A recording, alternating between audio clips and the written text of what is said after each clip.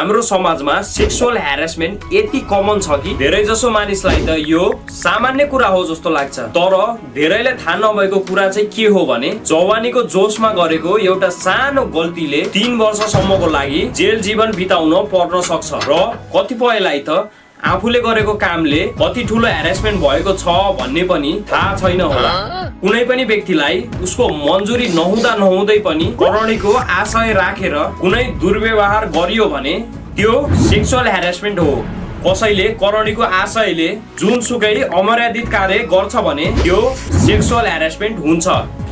चाहे त्यो बोलेर होस् वा लेखेर होस् वा संकेत गरेर होस् वा विद्युतीय माध्यमबाट गरिएको होस्।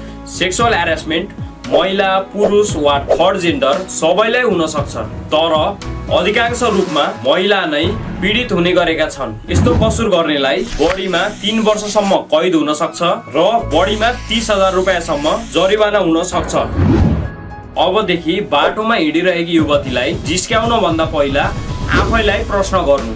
सार्वजनिक यातायातमा सँगै सिटमा परेकी महिलालाई छुन भन्दा अगाडि आफैलाई प्रश्न गर्नु। कुनै व्यक्तिलाई लक्षित गरेर कुनै अश्लील हरकत गर्न भन्दा अगाडि आफैलाई प्रश्न सोध्नु। कसैलाई इन्स्टाग्राम अथवा मेसेन्जरमा अश्लील सामग्री पठाउन भन्दा अगाडि एकचोटि आफैलाई प्रश्न गर्नु। के मैले गरेको कार्यप्रति उसको मन्जुरी छ? कतै मैले सेक्सुअल ह्यारेसमेन्ट गरेको त छैन?